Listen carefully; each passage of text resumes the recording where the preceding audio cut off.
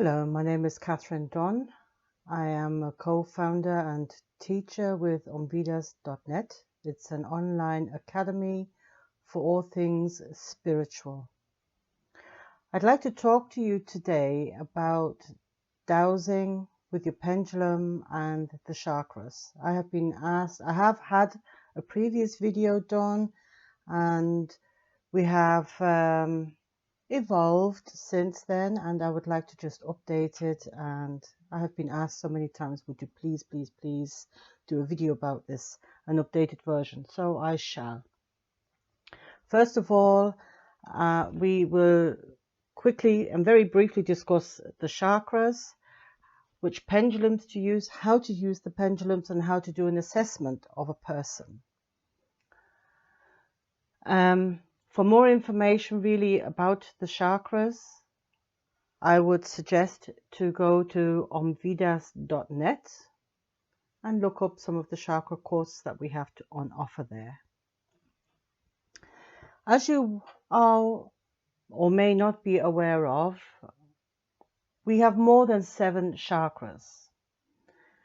But commonly we always discuss these 7 chakras that are the governing bodies, the governing wheels in a human body. They are connected to our meridians. They send information to and from via the meridians to our organs and to the rest of our body. So we start off down here with the root chakra, which is kind of at the tailbone. Then we have the sexual or the sacral chakra, which is the pelvic area. Then we have the solar plexus, which is one of the bigger wheels. As you can see, it actually engulfs, or as I always say, is like the umbrella of our major internal organs in this area. Then we have the heart chakra. We have the throat chakra, barely visible, the third eye chakra, and then you have your crown chakra there. Aumvedas is actually more Hindu based, well, by name Hindu based, by far I am not. However, I like their teachings, and when you look at this line here, which is basically also the Kundalini, which moves around your chakras, it also indicates which way each chakra turns. Okay, it is very broadly indicated that all chakras turn in the clockwise direction, which is actually not true. The chakras of a male person and the chakras of a female person work opposite to each other, and it changes at dawn time as well as at dusk time, but equally always being opposite to male and female. Okay, so if, let's say, early in the morning my root chakra is turning clockwise, my husband's root chakra shall be anti-clockwise. Hence the saying, opposites attract, and so forth. So once we have that basic understanding on how the chakras actually turn in our bodies based on our gender and what time of the day we are assessing a person, and then understanding the meanings behind each of these chakras, we now have to look at the whole person as one being. First of all, when you have somebody lying in front of you, whether they are coming, this is what I usually do, whether they're coming for a Reiki session or whether they're coming for an acupressure session, or basically they're just coming because they have no idea why they're coming, just that they know there's something not quite, they feel out of balance, out of sorts, but they don't know why. And they come to me to find out why and see what we can do about this, okay? So we do an assessment. So I have them there on the couch behind me, and I use my favorite pendulum, even though I keep saying I always stress not to use crystal pendulums when you're doing assessments for obvious reasons. However, I have a very favorite pendulum. It's a hematite and it has the chakra crystals attached to it. If we can keep that still for a moment.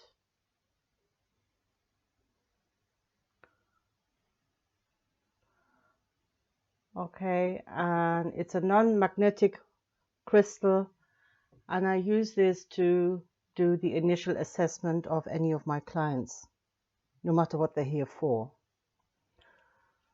So once that I am aware that I have a he or a she and what time of the day it is, and they usually all come towards in the second half of the day, and then you have to kind of remember, like, the time dusk is just before sunset. So if they're coming before sunset, they still have their dawn turning chakra. Before I forget, ideally you should use a wooden pendulum, a neutral, radiesthetic neutral pendulum, or you can see this one here. That is a chakra pendulum. Chakra pendulum, because of the shape of the chakra that the chakras are. Chakras are not just wheels. They are tubal, funnel-like. This end connects to the spine. So you have your open end. Each chakra actually has a front and a back. One side is the receiving of energy, of information, and the other side, the opposite side, is the sending.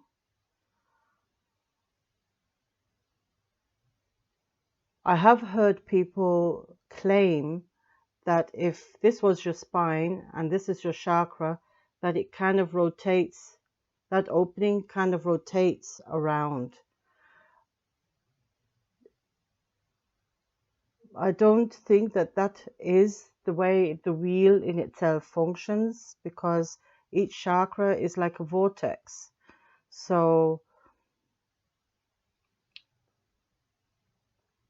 I believe that one side is a clockwise turning and the other side is an anti-clockwise turning, hence receiving information and sending information, and that in itself turns as dawn and dusk approaches. I do not believe that the individual chakra keeps rotating around the spine that way. Do you get my drift? Now, it can happen that a chakra, that the front chakra, the receiving chakra, could end up turning in the same direction as the sending chakra, and that is how we determine blocked chakras, unbalanced chakras, or the individual chakras unbalanced, okay? And it's also important to determine or to actually not treat all chakras at the same time, only the one that requires the treatment. So if you understand that if this is your spine and your chakra is connected to your spine via meridians, and this side is the sending one, so this is the back of you, and this side is the front of you, so you're facing me, I am receiving, behind me I am sending, okay?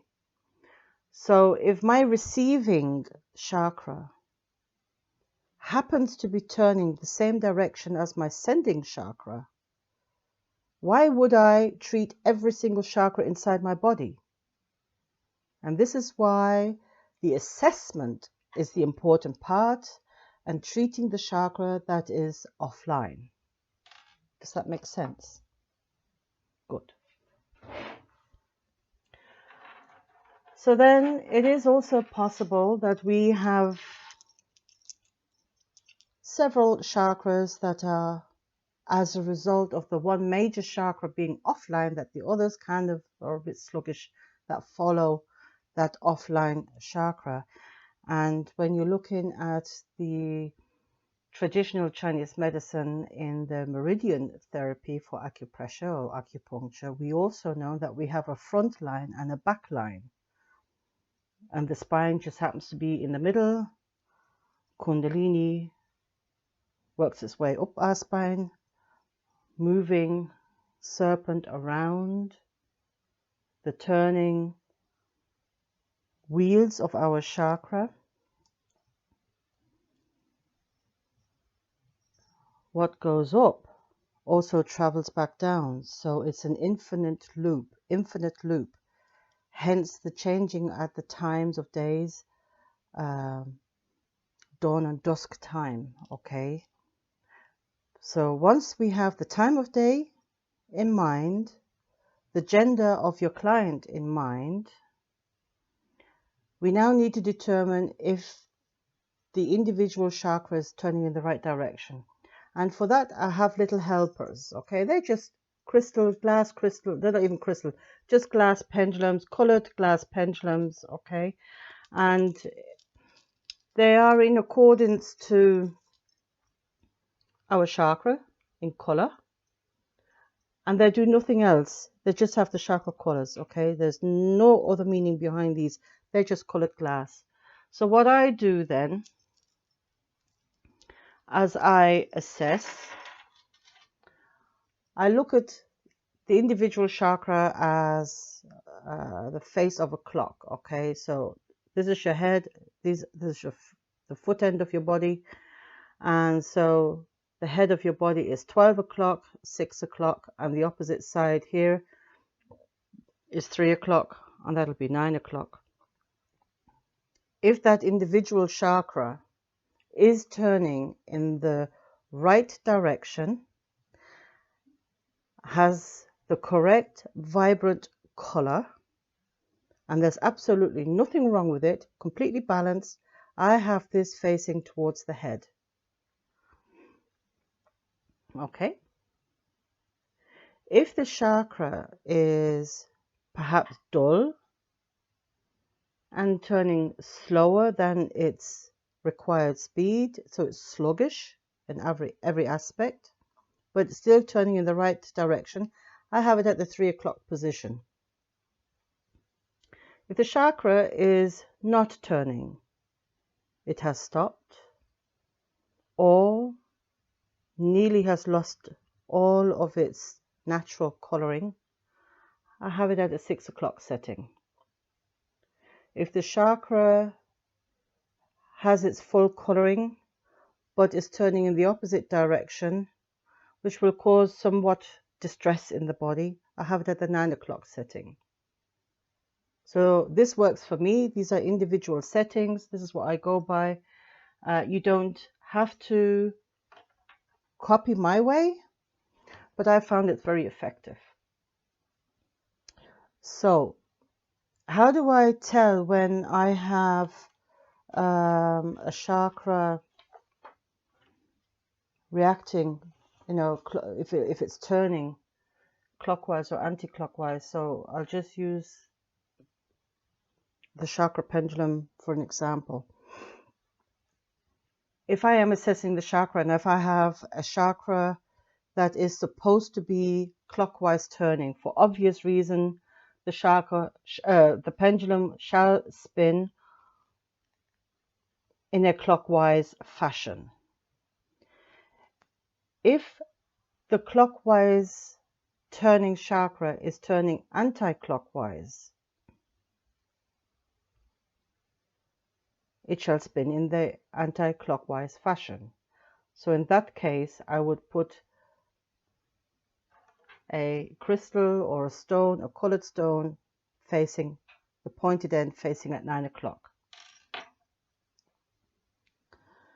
If you have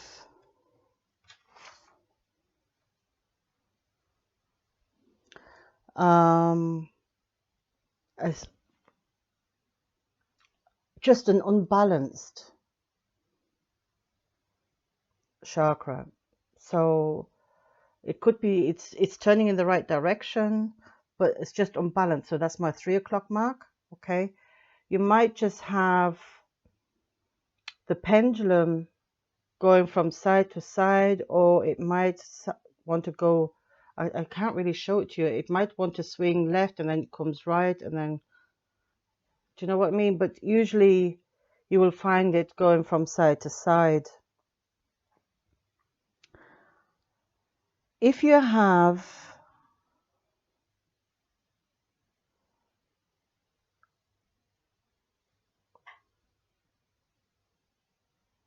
a pendulum that's sort of like still, but I don't know, you see it kind of going like this. It's not wanting to spin, but it's kind of shaking a little bit like this. When you have a person who has changed his or her belief system, not necessarily religious, but just something that they have all their lives believed in, something that this is how it is for them, and suddenly decided it's no longer the case. I want to believe in something else. I want to do something else, but it hasn't manifested yet. That's when you see that shakiness, okay?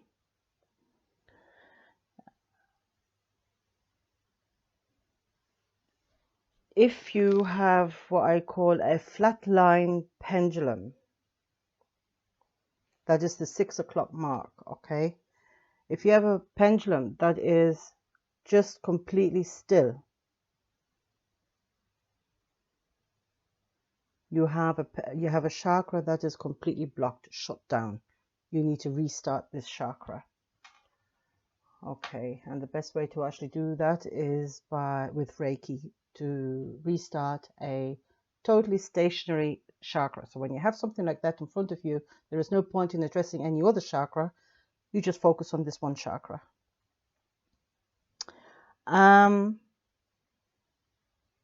You can also use then some charts. So once you have the client assessed, you can use a health chart, an overall health chart like this, just to see, you know, the starting point. And you can use this again at the end to see that this is more so for yourself as a guidance, just to see if what you have done has had an effect, hopefully positive. Now, I'm just trying to think if there's anything I have missed out on.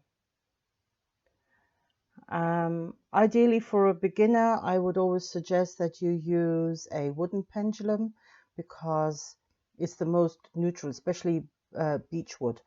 Totally neutral pendulum. Crystal pendulums, there's a lot of energy with them, okay? So you have the vibration and the frequency of the crystal in itself. So whether it's clear quartz or a quartz family or a different stone, okay? So everything has its own vibration and frequency by that crystal's nature. Then color has frequency and vibration as well. So depending on what color stone you're going to be using, I don't actually have a pendulum here, but let's say this was, for argument's sake, let's say this was a ruby, okay? So the color red, first of all, you would have the ruby, the crystal that it is, would actually emit its own frequency and vibration. On top of that, the color, okay? So the color of that crystal also emits frequency and vibration. So unless you can differentiate what you're dealing with and are able to separate what you're feeling and seeing, very good. But other than that, I would just really go with something that is neutral to start off with. An Isis pendulum is also very good, or one of those pearl drop ones. The shape in itself is very good for starting off with pendulum work. But for more information about how to do pendulum healing, you can visit Aumvedas.net and join the pendulum course. It is targeted for beginners and advanced alike. But I also like to think that a lot of us have inherited knowledge from others who actually never done any training, but years down the road, grandpa has always dowsed and he always done this and he's always done that, and has passed that knowledge on. But I think if you wanted to really work properly and something that is internationally recognized on how to work with your pendulum, and then you can join associations, the dowsing associations. There's dowsing associations in Canada and in America, here in Ireland as well as in the UK, and we can all speak of the same hymn sheet. And I think that is the important factor, that we all sing of the same hymn sheet when it comes to dowsing, rather than speculating. There's a lot of people out there who are still speculating, and they say, well, this is how it's always been, and da-da-da-da-da. And I always get different answers to you. What can I say? Those are your beliefs. And maybe your pendulum keeps shaking like this as well when you start changing your belief system. Okay. Anyways, if you have any questions, throw them down there in the comments section. I'll look at them later on and see if I can answer any of them for you. There are also, if you're going into the radiesthesia of the dowsing, in pendulum healing, you have the radiesthetic colors to look after. So you can go from white to green minus to green plus to blue to indigo, infrared. So you need to know all of those. And there are some pendulums that are by nature quite aggressive. So you can't just pick up any old pendulum. So that's why it's so important that you know your pendulums before you start picking up. If you just want to go into your little health shop or your angel shop and you say, I love that crystal, and I love that as a pendulum, that's fine, but don't use it to work with unless you know the full understanding of that crystal and the radiesthesia of that crystal. If you just want it for your own sake, just to play with and have fun with, absolutely. Buy them all off the shop shelf. Have fun with them, and that's the main thing. If you're using it in your healing, professionally in the healing, you need to know a little bit more about them. So I shall conclude. This is just a little bit over nearly 25 minutes there. So I hope this has given you a little bit more of an understanding on how to work with the chakras. But just remember, once again, and I'll show you this again. Okay, so we work with the 7 main chakras. There's several more up this way. There are several more down this way. We have chakras, minor ones in the palms of our hands, the feet, between the ankles, between the knees, even under the armpits. Even in and around the head, there are several minor ones. But when we talk about the chakras, we always talk about the 7 major ones. And just remember, they don't all at the same time turn in the same direction. Think of it as your clock. If you remember the old wind-up clocks, if you ever opened up the clock, you would see the cogwheels inside, and you will actually witness And I'm sure if you don't have a watch like that, because everything is digital, go to YouTube and look at an old-fashioned grandfather clock, how the clockwork mechanism works, okay? You have one cogwheel turning clockwise or anti-clockwise, the next one clockwise, and that is exactly how it works within us, because the teeth in the cogwheel, they need to bite in order to turn. If they're biting and all turning in the same direction, nothing's going to move forward or backwards. Okay? So nature has provided and nature has intended for everything in nature to move forward, never to be stagnant. If everything is moving in the same direction, stagnation happens. Okay? So each chakra, for starters, moves in its own direction. Okay? Then it depends on if you have a male client or a female client in front of you, because that chakra, that if you are female, let's say your root chakra turns clockwise, then if you have a male client in front of you, his has to turn anti-clockwise. And it also depends on the time of the day, okay? And the reason for that is because at the start of the day, we're supposed to receive all the energy, and before we lie down and go to sleep, we are to release any collected energy that we have gathered throughout the day, be they negative or positive. Hence, it is so important to meditate at the start of the day and at the end of the day. The wise men had it right. It's just we are so consumed now by everything digital. But I'm not going to go down that road right now.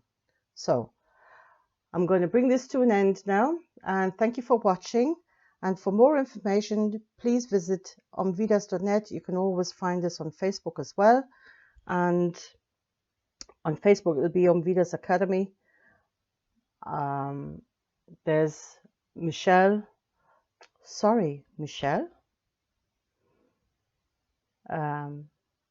There's Angela Hutchian and myself. You will find on Facebook. You can find me also on Twitter and Instagram as well. Okay, so have a nice day and thank you for watching.